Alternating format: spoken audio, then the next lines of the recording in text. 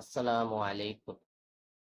সবাই নিজের মতামতকে সত্য প্রমাণ করার জন্য, নিজেকে নির্দোষ প্রমাণ করার জন্য নিজের মতামত, ক্ষমতা, কর্তৃত্ব, রাজত্ব, হুকুমত, প্রোডাক্ট আন্তর্জাতিকভাবে প্রতিষ্ঠিত করার জন্য, নিজের সুনাম বৃদ্ধি করার জন্য, নিজের তৈরি প্রোডাক্ট পৃথিবীতে চালানোর জন্য নানাভাবে তথ্য প্রমাণ দিয়ে থাকে।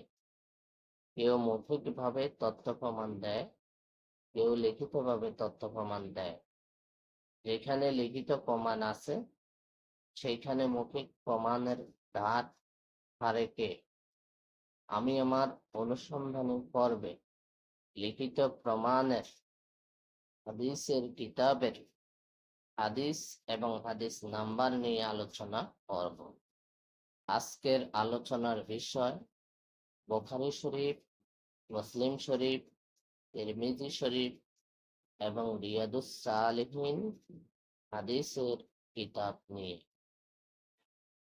শুরুতে শব্দ অর্থে রিয়াদুস সালিহিন দ্বিতীয় খণ্ডের 166 পৃষ্ঠার 662 সিরিয়ালের একটি হাদিস পড়ব। হযরত আউফ ইবনে মালিক রাদিয়াল্লাহু আনহু থেকে বর্ণিত, তিনি বলেন, আমি রাসূল সাল্লাল্লাহু আলাইহি সাল্লামকে বলতে শুনেছি, তিনি ইরশাদ করেছেন, তোমাদের উত্তম শাসক বা নেতা হচ্ছে তারাই যাদের তোমরা ভালোবাসো এবং তারাও তোমাদের ভালোবাসে। তোমরা তাদের জন্য দোয়া করো এবং তারাও তোমাদের জন্য দোয়া করে। পক্ষান্তরে তোমাদের মন্দ ও নিকৃষ্ট শাসক হচ্ছে তারা যাদের তোমরা ঘৃণা করো এবং তারাও তোমাদের অবজ্ঞা বা ঘৃণা করে। তোমরা তাদের প্রতি অভিসম্পাত করো এবং তারাও তোমাদের প্রতি জুলুম, নির্যাতন, অভিসম্পাত করে। বর্ণনাকারী বলেন, আমরা বললাম, ইয়া রাসূলুল্লাহ, আমরা কি তাদের থেকে সম্পর্ক বিচ্ছিন্ন করব না? তাদের বিরুদ্ধে বিদ্রোহ করব না? তিনি বললেন, না, যতক্ষণ পর্যন্ত তারা তোমাদের মধ্যে নামাজ প্রতিষ্ঠিত করতে থাকে। মুসলিম শরীফ 1855 নম্বর হাদিস। আমি এখন যে হাদিসটি আপনাদের সামনে পড়েছি, এই হাদিসটির মুসলিম শরীফের 1855 নম্বর হাদিস।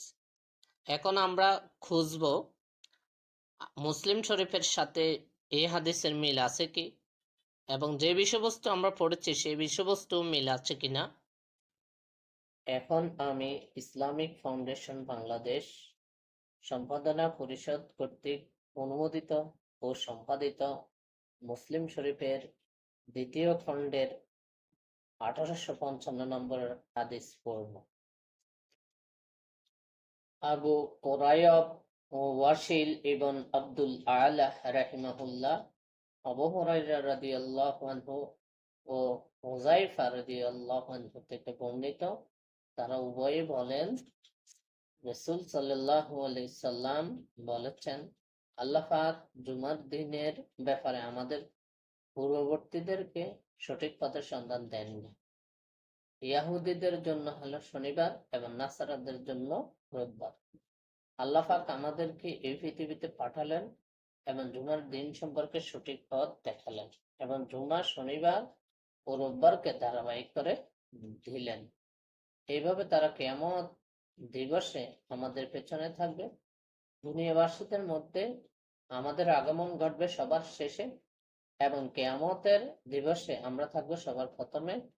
সকল সৃষ্টির মধ্যে প্রথমে আমাদের ফয়সালা করা হবে। এরপর আমি আহলে হাদিস লাইব্রেরি ঢাকা কর্তৃক সম্পাদিত মুসলিম শরীফের 1855 নম্বর হাদিস আপনাদের সামনে তুলে ধরলাম। হযরত ইবনু হারব রাহিমাহুল্লাহ আবু হুরায়রা রাদিয়াল্লাহু আনহু থেকে তিনি বলেন, আবুল কাসিম সাল্লাল্লাহু আলাইহি সাল্লাম বলেছেন, জুমার মধ্যে অবশ্যই এমন একটি মুহূর্ত আছে যখন কোনো মুমিন সালাতরত অবস্থায় আল্লাহর নিকট কল্যাণ প্রার্থনা করে, তিনি নিশ্চয়ই তাকে তা দান করেন। তিনি তার হাত দ্বারা সেই মুহূর্তটির স্বল্পতার প্রতি ইঙ্গিত করেন। এরপর আমি আপনাদের সামনে বাংলাদেশ ইসলামিক সেন্টার ঢাকা কর্তৃক সম্পাদিত মুসলিম শরীফের তৃতীয় খণ্ডের 1855 নম্বর হাদিস উপস্থাপন করব। হযরত আবু হুরায়রা রাদিয়াল্লাহু আনহু থেকে বর্ণিত, তিনি বলেন, রাসূল সাল্লাল্লাহু আলাইহি সাল্লাম বলেছেন, আমরা সর্বশেষ উম্মত, কিন্তু কিয়ামতের দিন আমরা হব অগ্রগামী। সকল উম্মতকে কিতাব দেওয়া হয়েছে আমাদের পূর্বে, কিন্তু আমাদের কিতাব দেওয়া হয়েছে সকল উম্মতের শেষে। অতঃপর যে দিনটি আল্লাহ আমাদের জন্য নির্ধারণ করেছেন, সেই দিন সম্পর্কে তিনি আমাদের হেদায়েত দান করেছেন। সেই দিনের ব্যাপারে অন্যরা আমাদের পেছনে রয়েছে, যেমন ইহুদিরা আমাদের পরের দিন এবং খ্রিস্টানরা তারও পরের দিন। সম্মানিত ভাই এবং বোনেরা, আমি আপনাদের সামনে রিয়াদুস সালেহিন হাদিসের একটি হাদিস পড়েছি এবং বাংলাদেশ ইসলামিক ফাউন্ডেশনের একটি হাদিস পড়েছি। আহলে হাদিস কর্তৃক সম্পাদিত মুসলিম শরীফের একটি হাদিস পড়েছি এবং ইসলামিক সেন্টার কর্তৃক মুসলিম শরীফের একটি হাদিস পড়েছি। এই চারটি হাদিসের বিষয়বস্তুর সাথে কোনো প্রকার মিল নেই। যেহেতু মুসলিম শরীফের 1855 নম্বর হাদিস, সেহেতু এই হাদিসটা একেবারেই সকল কোম্পানির সাথে ওতপ্রোতভাবে মিলার কথা ছিল, বিষয়বস্তু মিলার কথা ছিল, কিন্তু মিলে নাই। এখন আপনারা বলেন কোনটা সত্য আর কোনটা মিথ্যা, কোনটা আমরা রাখবো আর কোনটা আমরা বর্জন করব, কোনটা আমরা আমল করব আর কোনটা ছেড়ে দেব। এই যে আমরা এখানে এমন তফাৎ পেয়েছি, তাহলে আমরা কিভাবে ধরে নেব কোনটা শুদ্ধ এবং কোনটা অশুদ্ধ, কোনটা বর্জনীয় কোন অর্জনীয়? হাদিসটি আপনাদের সামনে পড়ব। এই হাদিসটির রেফারেন্স বুখারী শরীফেরও আছে, মুসলিম শরীফেরও আছে। পূর্বে আমি যে হাদিসটা পড়েছি সেই হাদিসটা শুধু মুসলিম শরীফের ছিল। এখন আমি শব্দ অর্থে রিয়াদুস সালিহিনের 666 সিরিয়ালের একটি হাদিস পড়ব। হাদিসটি রিয়াদুস সালিহিনের দ্বিতীয় খণ্ডের 167 পৃষ্ঠায় অবস্থিত। হযরত ইবনে ওমর রাদিয়াল্লাহু আনহু থেকে বর্ণিত, নবী করিম সাল্লাল্লাহু আলাইহি সাল্লাম ইরশাদ করেছেন, প্রত্যেক মুসলমানের উপর শাসকের বা নেতার কথা শোনা ও আনুগত্য করা অবশ্যই কর্তব্য, তা তার পছন্দ হোক বা নাই হোক। কিন্তু আল্লাহর সীমা লঙ্ঘনের আদেশ দেওয়া হলে তা শোনা এবং তার আনুগত্য করা যাবে না। বুখারী শরীফ 2955 নম্বর হাদিস, মুসলিম শরীফ 1839 নম্বর হাদিস। শব্দ অর্থে রিয়াদুস সালিহিনের দ্বিতীয় খণ্ডের 167 পৃষ্ঠার 666 নম্বর সিরিয়ালের বুখারী শরীফের 2955 নম্বর হাদিস নাম্বার দিয়েছে। এখন আমরা বুখারী শরীফে খোঁজ করব, অনুসন্ধান করব 666 নম্বর সিরিয়ালের বিষয়বস্তু এবং বুখারী শরীফের 2955 নম্বর হাদিসের নাম্বারের সাথে মিলে কিনা। শুরুতে আমি ইসলামিক ফাউন্ডেশন বাংলাদেশ সম্পাদনা পরিষদ কর্তৃক সম্পাদিত বুখারী শরীফের 5ম খণ্ডে প্রবেশ করলাম। বুখারী শরীফের 2955 নম্বর হাদিসটি মনোযোগ দিয়ে আপনারা শুনুন। মুহাম্মদ ইবন কাসির রাহিমাহুল্লাহ হযরত আলী রাদিয়াল্লাহু আনহু থেকে বর্ণিত, তিনি বলেন, আমরা রাসূল সাল্লাল্লাহু আলাইহি সাল্লাম থেকে কোরআন এবং এই কাগজে যা লেখা আছে তা ছাড়া আর কোনো কিছুই লিপিবদ্ধ করিনি।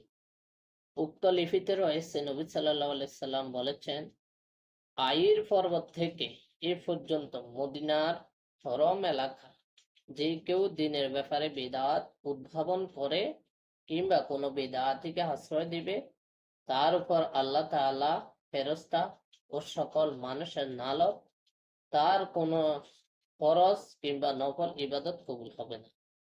আর সকল মুসলমানের পক্ষ থেকে নিরাপত্তা একই পর্যায়ে। সাধারণ মুসলিম নিরাপত্তা দিলে সকলকে তা রক্ষা করতে হবে। যে ব্যক্তি কোনো মুসলমানের দেওয়া নিরাপত্তা বিঘ্নিত করে, তার উপর আল্লাহ তাআলা নালক এবং ফেরেশতাগণ ও সকল মানুষের তার কোনো নফল কিংবা ফরজ ইবাদত কবুল হবে না।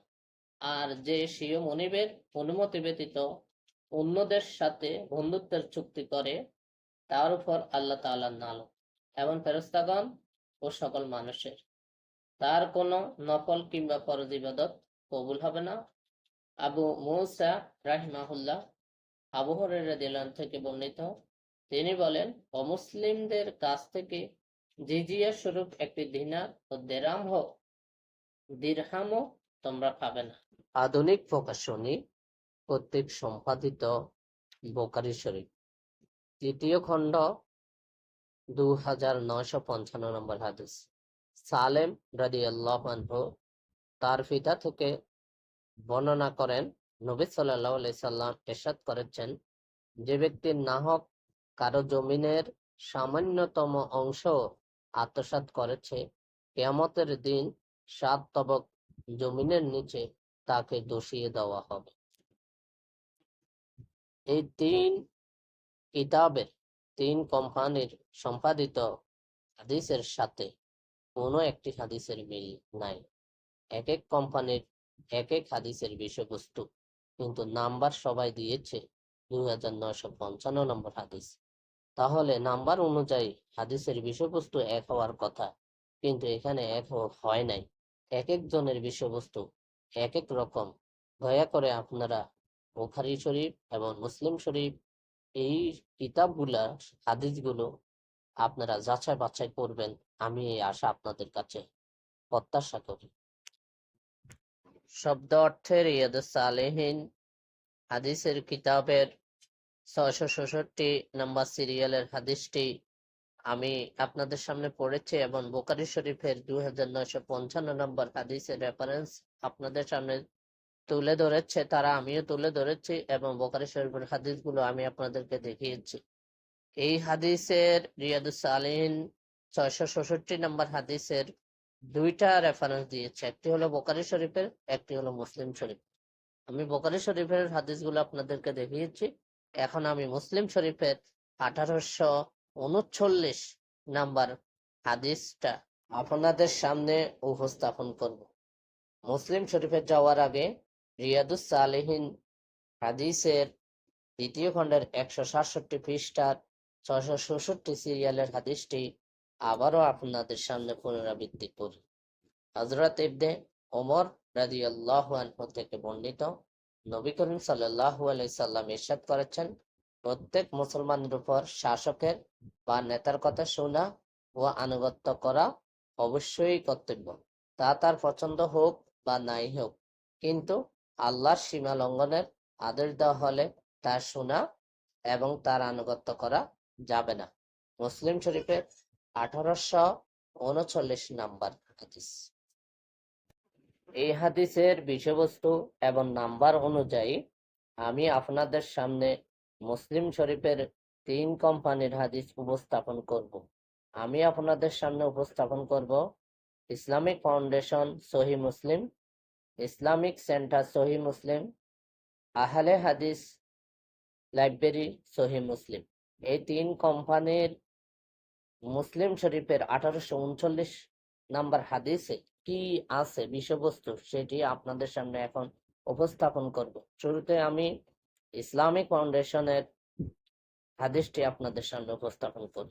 আমি শুরুতে ইসলামিক ফাউন্ডেশন বাংলাদেশ সম্পাদনা পরিষদ কর্তৃক অনুমোদিত ও সম্পাদিত মুসলিম শরীফের 2য় খণ্ডের 1839 নাম্বার হাদিসের বিষয়বস্তু আপনাদের সামনে উপস্থাপন করিতেছি। আব্দুল মালিক ইবন শুয়াইব ইবন লাইস রহিমাহুল্লাহ আবু হুরায়রা রাদিয়াল্লাহু আনহু থেকে বর্ণিত, তিনি বলেন, আমি রাসূল সাল্লাল্লাহু আলাইহি সাল্লামকে বলতে শুনেছি, অতঃপর পূর্বোক্ত হাদিসের অনুরূপ 1838 কোতাইবা ইবন সাইদ ও মুহাম্মদ ইবন রুমন ইবন মুজাহির রহিমাহুল্লাহ আবু হুরায়রা রাদিয়াল্লাহু আনহু থেকে বর্ণিত, রাসূল সাল্লাল্লাহু আলাইহি সাল্লাম বলেছেন, জুমার দিনে ইমামের খুতবা কালে তুমি যদি তোমার সঙ্গীকে বলো চুপ থাকো, তবে তুমিও অনর্থক কথা বললে। আমি এখন আপনাদেরকে আহলে হাদিস লাইব্রেরি সম্পাদনা পরিষদ কর্তৃক সম্পাদিত মুসলিম শরীফের দ্বিতীয় খণ্ডের 1839 নম্বর হাদিসটি পড়ে শোনাচ্ছি। হযরত হারমালাহ ইবনু ইয়াহইয়া রাহিমাহুল্লাহ আব্দুল্লাহ ইবনু ওমর রাদিয়াল্লাহু আনহু থেকে বর্ণিত, তিনি বলেন, আমি রাসূল সাল্লাল্লাহু আলাইহি সাল্লামকে বলতে শুনেছি, পূর্বোক্ত হাদিসের অনুরূপ, অর্থাৎ 1837 নম্বর হাদিস, কোতাইবা ইবনু সাইদ ইবনু রুমহ রাহিমাহুল্লাহ আব্দুল্লাহ ইবনু ওমর রাদিয়াল্লাহু আনহু থেকে বর্ণিত, রাসূল সাল্লাল্লাহু আলাইহি সাল্লাম মিম্বারের উপর দাঁড়ানো অবস্থায় বললেন, তোমাদের মধ্যে যে ব্যক্তি জুমার সালাতে যায় সে যেন গোসল করে। আমি এখন আপনাদেরকে মুসলিম শরীফের 1839 হাদিসটি বাংলাদেশ ইসলামিক সেন্টার ঢাকা কর্তৃক সম্পাদিত মুসলিম শরীফের তৃতীয় খণ্ডের হাদিসটি পড়ে শোনাচ্ছি। ইবনে জুবাইর রাহিমাহুল্লাহ থেকে এই সনদ সূত্রে উপরোক্ত হাদিসের অনুরূপ বর্ণিত হয়েছে, অর্থাৎ 1838 ইবনে আব্বাস রাদিয়াল্লাহু আনহু থেকে বর্ণিত, তিনি জুমার দিন গোসল সম্পর্কে নবী সাল্লাল্লাহু আলাইহি সাল্লামের বাণী উল্লেখ করেছেন। তাউস রাহিমাহুল্লাহ বলেন, আমি ইবনে আব্বাস রাদিয়াল্লাহু আনহুকে বললাম, সে সুগন্ধি ব্যবহার করবে না তৈল ব্যবহার করবে, যদি তা তার স্ত্রীর নিকট থাকে? তিনি বললেন, আমি তা জানি না। সম্মানিত ভাই এবং বোনেরা, আমি আপনাদেরকে শব্দার্থে রিয়াদুস সালিহিনের 666 সিরিয়ালের একটি হাদিস পড়ে শুনিয়েছি। হাদিসটি বুখারী এবং মুসলিম শরীফের উভয়ের রেফারেন্স ছিল। আমি মুসলিম শরীফ এবং বুখারী শরীফ আপনাদেরকে পড়ে শুনিয়েছি। মুসলিম শরীফ আমি ইসলামিক ফাউন্ডেশন বাংলাদেশ কর্তৃক সম্পাদিত হাদিসটিও আপনাদের সামনে পড়েছি এবং ইসলামিক সেন্টার কর্তৃক হাদিসটিও আপনাদেরকে শুনেছি, আলে হাদিস কর্তৃক সম্পাদিত হাদিসটিও শুনেছি। আপনারা দেখুন, এক একটা হাদিসের সাথে আরেকটা হাদিসের বিষয়বস্তু মিলে না, এক কোম্পানির হাদিসের সাথে আরেক কোম্পানির হাদিস মিলে না, এক একজনের বিষয়বস্তু এক একটা। এখন বলেন, আমরা কোনটা মানব আর কোনটা ছেড়ে দেব? এখন আমি আপনাদেরকে শব্দ অর্থে রিয়াদুস সালিহিনের দ্বিতীয় খণ্ডের 168 পৃষ্ঠার 668 সিরিয়ালের একটি হাদিস পড়ে শোনাচ্ছি। হযরত আবু হুরায়রা রাদিয়াল্লাহু আনহু থেকে বর্ণিত, তিনি বলেন, রাসূল সাল্লাল্লাহু আলাইহি সাল্লাম বলেছেন, তোমার সুদিনে ও দুর্দিনে, সন্তুষ্টি ও অসন্তুষ্টিতে এবং তোমার অধিকার হরণের ক্ষেত্রেও শাসকের কথা শোনা ও আনুগত্য করা তোমার উপর অপরিহার্য কর্তব্য বলে বিবেচিত হবে। মুসলিম শরীফের 1836 নম্বর হাদিস। আমি এখন আপনাদেরকে মুসলিম শরীফের 1836 নাম্বার হাদিসটি ইসলামিক ফাউন্ডেশন কর্তৃক সম্পাদিত মুসলিম শরীফে এবং আহলে হাদিস কর্তৃক সম্পাদিত মুসলিম শরীফে ও ইসলামিক সেন্টার কর্তৃক সম্পাদিত মুসলিম শরীফে আমি এই তিন কোম্পানির হাদিসটি আপনাদেরকে পড়ে শোনাবো। আপনারা চোখ রাখুন। শুরুতে আমি আহলে হাদিস লাইব্রেরি কর্তৃক সম্পাদনা পরিষদ কর্তৃক সম্পাদিত মুসলিম শরীফের দ্বিতীয় খণ্ডের হাদিসটি পড়ে আপনাদেরকে শোনাচ্ছি।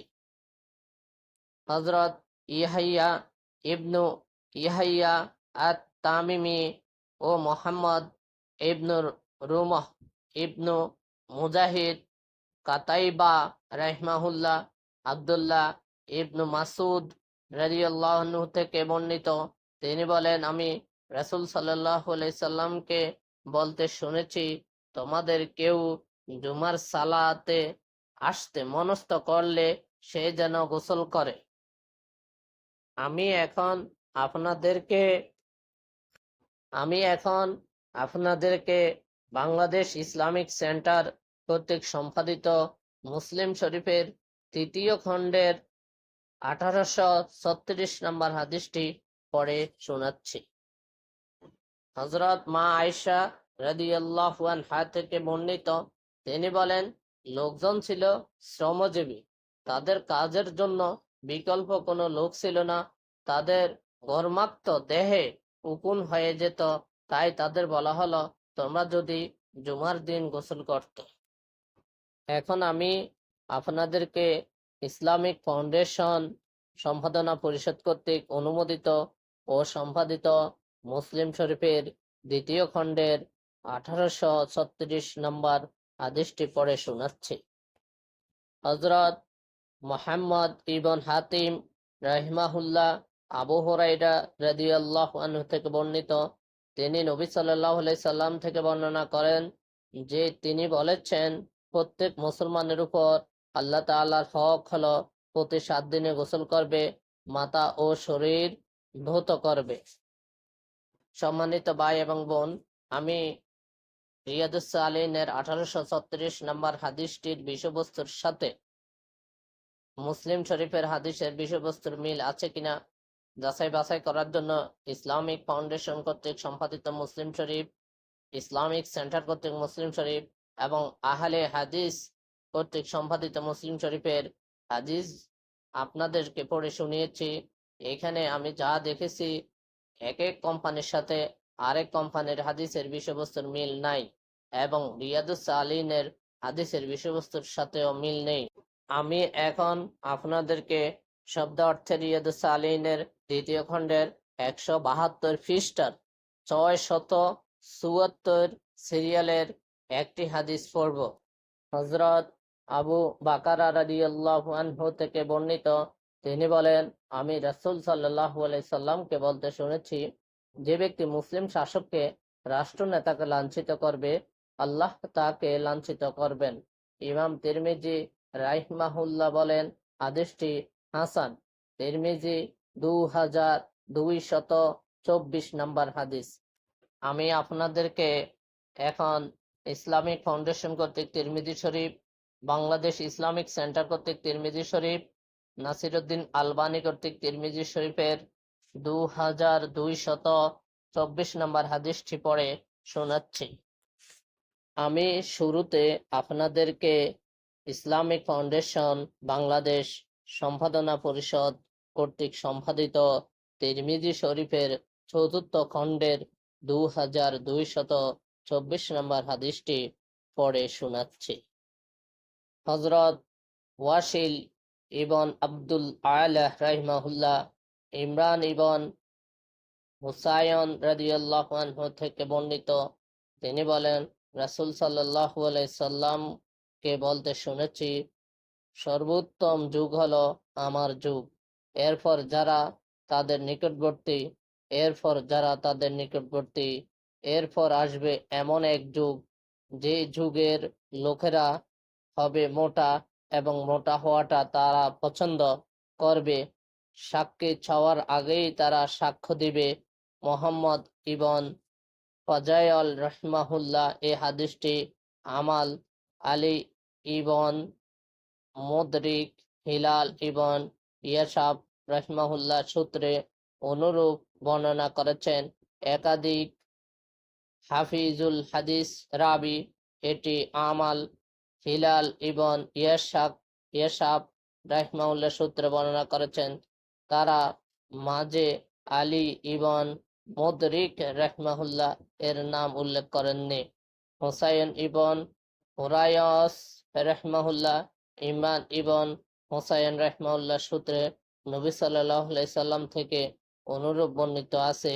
এটি আমার কাছে মোহাম্মদ ইবন ফুজাওয়াল রাহিমাহুল্লাহ এর রিওয়ায়াত 2223 নং অপেক্ষা অধিকতর সহিহ। আমি এখন আপনাদেরকে বাংলাদেশ ইসলামিক সেন্টার কর্তৃক সম্পাদিত জামিয়া তিরমিজির চতুর্থ খণ্ডের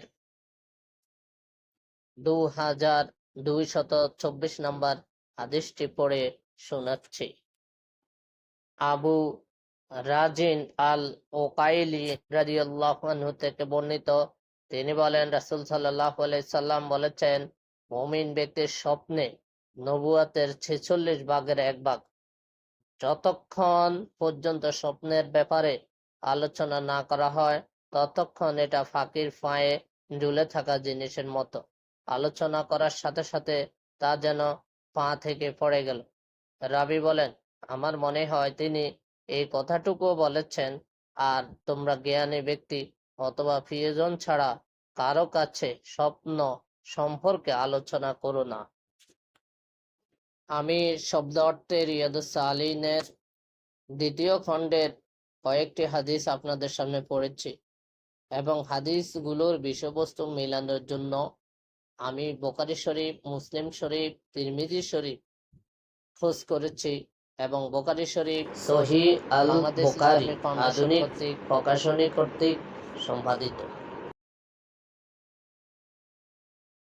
এবং মুসলিম শরীফ বাংলাদেশ ইসলামিক ফাউন্ডেশন কর্তৃক এবং ইসলামিক সেন্টার কর্তৃক ও আহলে হাদিস কর্তৃক সম্পাদিত মুসলিম শরীফে খোঁজ করেছি এবং বাংলাদেশ ইসলামিক সেন্টার কর্তৃক তিরমিজি শরীফ, বাংলাদেশ ইসলামিক ফাউন্ডেশন কর্তৃক তিরমিজি শরীফেও খোঁজ করেছি।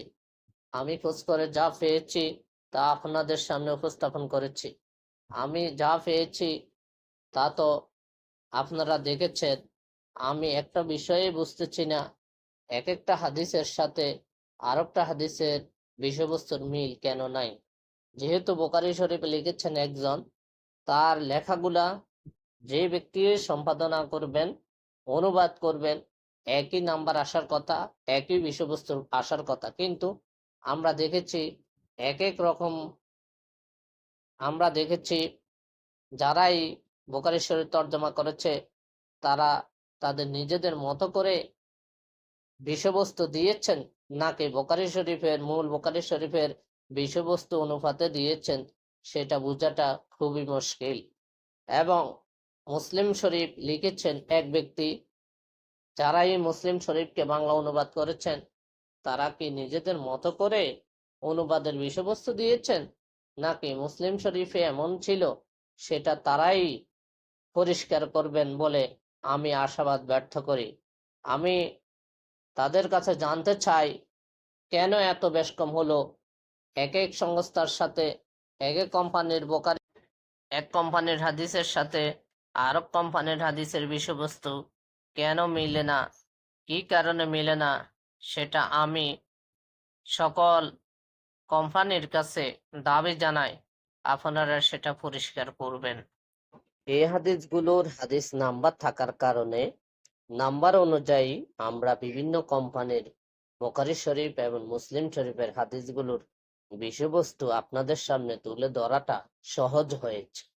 আর যেই সকল কিতাবে হাদিসের কোনো নাম্বার নেই, যেমন ধরুন ফাজাইলে আমল কিতাবের হাদিসগুলোতে কোনো প্রকার নাম্বার নেই। এই নাম্বার বিহীন হাদিসগুলো কতটুকু সত্য আপনারাই বলেন। আল্লাহ আমাদেরকে সতর্ক থাকার জন্য পবিত্র কোরআনের সূরা আরাফের 16 নম্বর আয়াতে জানিয়ে দিলেন।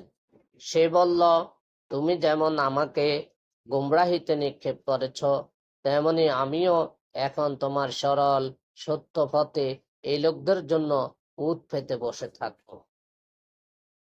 আল্লাহ আমাদেরকে আরো জানিয়ে দিলেন সূরা আরাফের 17 নম্বর আয়াতে, সামনে পেছনে ডানে বাঁয়ে সব দিক থেকে এদেরকে ঘিরে ধরব এবং এদের অধিকাংশকে তুমি শুকরগুজার পাবে না। শয়তান আল্লাহ তাআলার সাথে চ্যালেঞ্জ করেছেন, তুমি যেমন আমাকে গোমরাহিতে নিক্ষেপ করেছ, তেমনি আমিও এখন তোমার সরল সত্য পথে এই লোকদের জন্য উট পেতে বসে থাকব। শয়তান আমাদেরকে পথভ্রষ্ট করার জন্য আল্লাহর সাথে আরো চ্যালেঞ্জ করেছেন, আমি এদেরকে সামনে থেকে, পেছন থেকে, ডানে বাঁয়ে সব দিক থেকে ঘিরে ধরব এবং এদের অধিকাংশকে তুমি শুকরগুজার পাবে না।